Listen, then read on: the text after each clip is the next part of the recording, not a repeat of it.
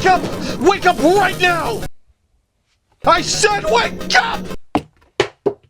What? You have to review Mega Man on the Game Boy right now. No, please let me out, please, anything but that. Review the game now!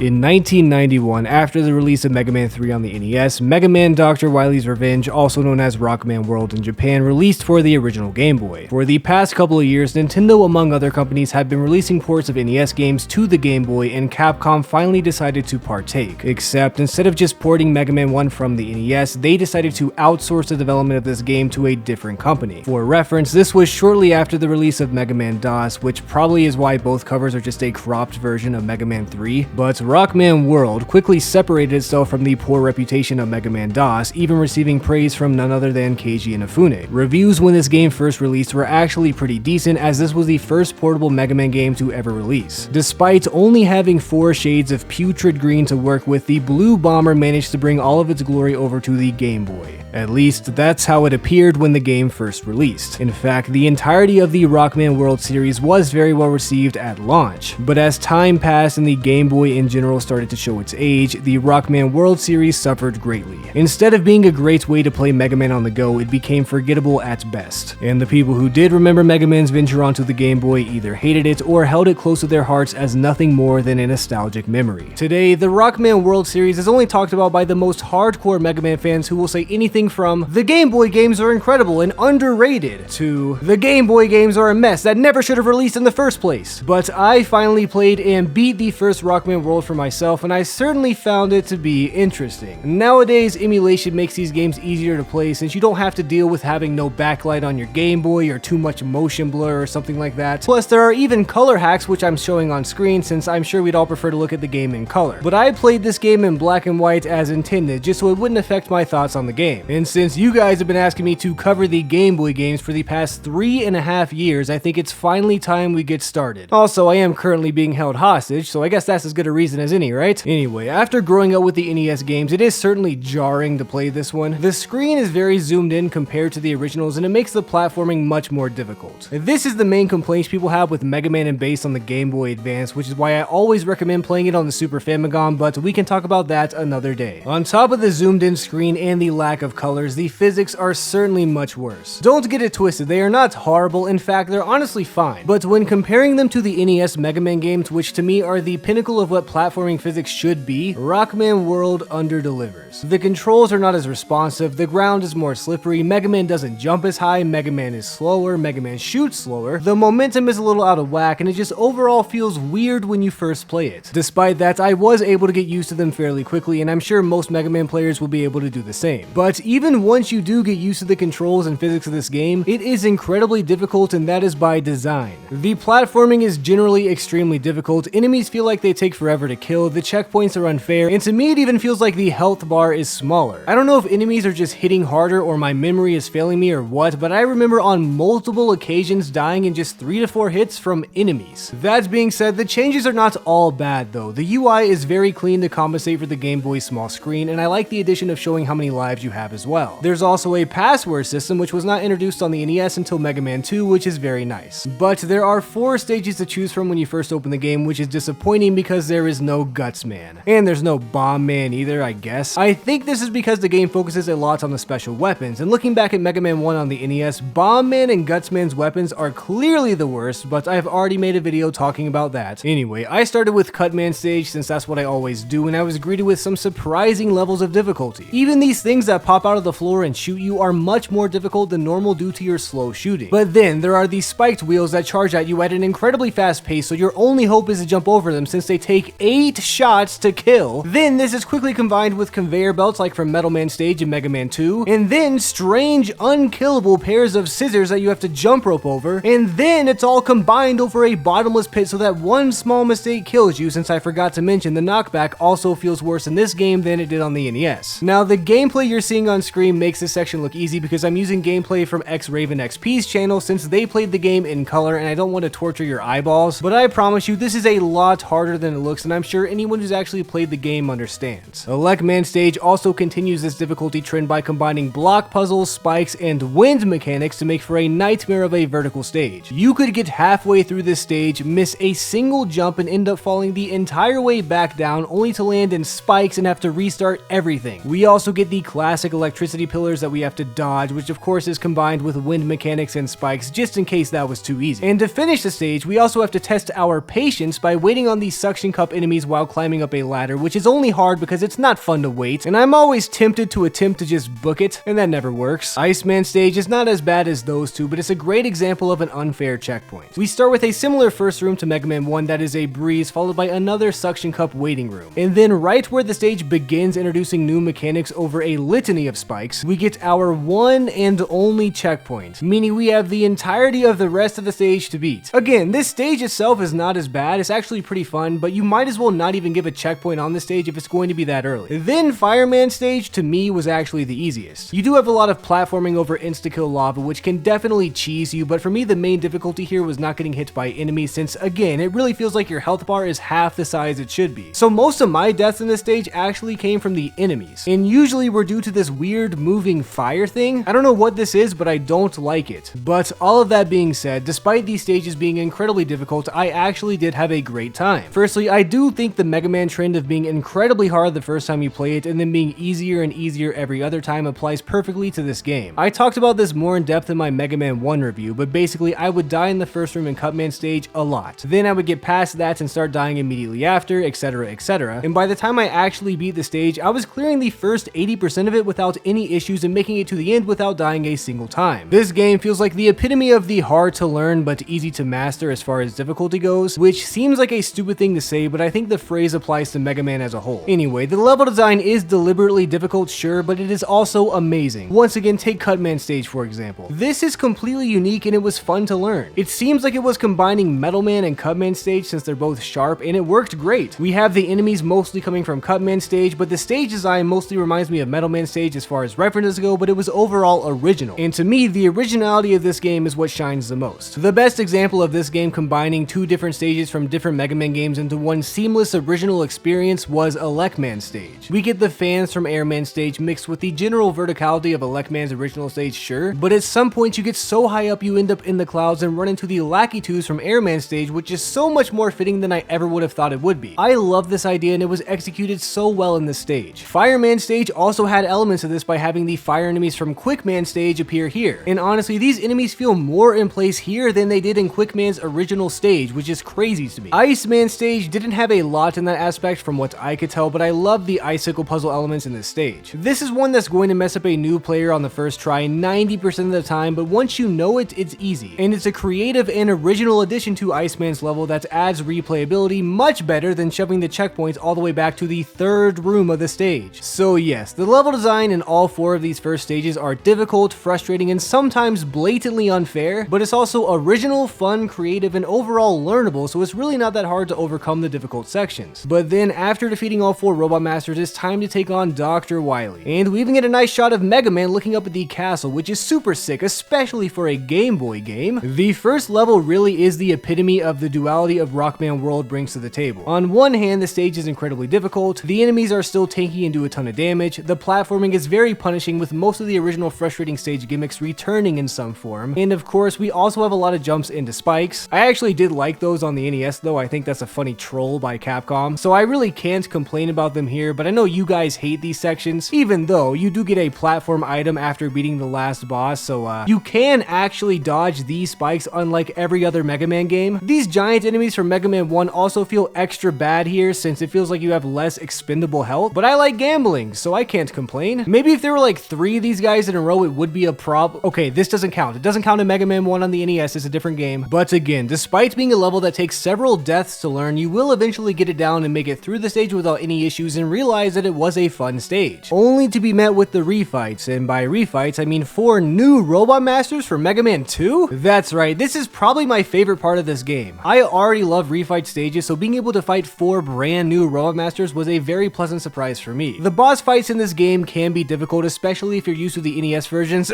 Cut, man. And this is mostly due to the zoomed in screen, as well as not being able to jump as high or react as fast on the Game Boy, but none of them feel impossibly hard or cheap. In fact, I actually managed to beat all of them just using the plain old dude. Though one time I did die to Quickman and I got a game over since I had 0 lives left, and it did in fact make me start all the way at the beginning of Wily Stage 1, which I think is unfair. And it took my weapons. I earned weapons when I beat those guys, and it took them away. But by that point, I ended up beating the stage without dying a single time, and I had plenty of lives to do the refights and also take on Inker. I know this guy just from being a Mega Man fan all of these years, but as a kid, I never knew where he was from, so it's nice to see him in the original game. I think this is a very fun fight, but a little bit too easy if anything, but he also gives you a new weapon, and again, so do all the other new Robot Masters actually, so you end up with 9 weapons. This is amazing. I wish more Mega Man games did this. I understand why we're normally limited to 8, but not only does getting 9 weapons feel great, but it also feels great to unlock new weapons in the Wily Castle. After defeating Inker and getting your new weapons, Dr. Wily goes to space? This is awesome! Unfortunately, all of this hard-earned joy will quickly be sucked out of you with the final Wily stage in its unfair difficulty. We get tons of enemies that are all once again tanky and do way too much damage, a ballad of the most difficult mechanics from each stage ranging from Electman's fan electricity spike trap to Cutman's annoying spike discs and scissors sections, but not before you have to cross a long and tedious block puzzle over spikes. Twice! This is basically an auto-scroller, which sucks, but after dying on this stage so much, my brain started to go numb and I ended up missing jumps, making me have to restart it again and again. And let's not even mention the fact that on your first attempt, you will die on this block puzzle. There are trap blocks that you're not supposed to land on. You can't jump on them without dying or saving yourself with a pixel perfect jump. The second block puzzle, by the way, has 3 of these. But even when you do make it across, you're greeted with more enemies to slowly drain your health bar. And with this stage being so long, it's almost impossible to keep it up to a standard without dodging everything. Also, would you look at that? 3 of these gambling guys in one room. That is exactly what I did not want to see. Now again, the gameplay from X-Raven XP makes this look easy with all the weapon swapping, but I didn't know you could do this. I didn't even know the enemies stayed frozen when you switched weapons. I just gambled every time and usually had no health by the end of it. Anyway, with how long this level is and with how many enemies there are combined with the cheese block puzzles over spikes, this is the most frustrating and difficult stage in the game, and it really borders unfair territory. Luckily for this game, this is the last stage, so it should be the most difficult, but I can't emphasize enough how easy the gameplay makes the level look. It's really incredibly difficult. If you've played the game, you know what I'm talking about. I'm sure my subscribers can beat it easily since they're all great at Mega Man, and actually channel members probably beat the stage on the first try without even getting hit. I do only have 1 channel member, which is fair because I haven't been streaming in a while and I don't have a ton of benefits other than 1 emoji so far, but I promise I'll get to it soon. So special thanks to Tommy Juan or Tommy J. Juan. As far as I'm aware, you are currently the best Mega Man player of all time and could probably beat this stage blindfolded. Anyway, shilling aside, this stage is incredibly difficult, but once you get to the end, you're dropped down a very long hole and met with the final Wily machine. And the first thing he does is shoot out these annoying spiked wheels, which just feels disrespectful. I think Power Guy said it best when he said Wily was doing this just to spite us. I mean, this is the most annoying enemy in the game. Dr. Wily knew what he was doing. To me, this is the hardest part of the fight since they're pretty tough to dodge and it only takes a few hits to kill you. But if you manage to get through this first phase, the second phase is laughably easy. He has a crab claw that won't reach you if you troll it the correct way, and a laser that you have to reflect back with Inker's weapon. So basically the gameplay is you walking to the middle, then walking to the left to dodge the crab claw, and then standing there until you reflect the laser back and then you win. I mean, like, on one hand this is terrible, but also I kind of love it.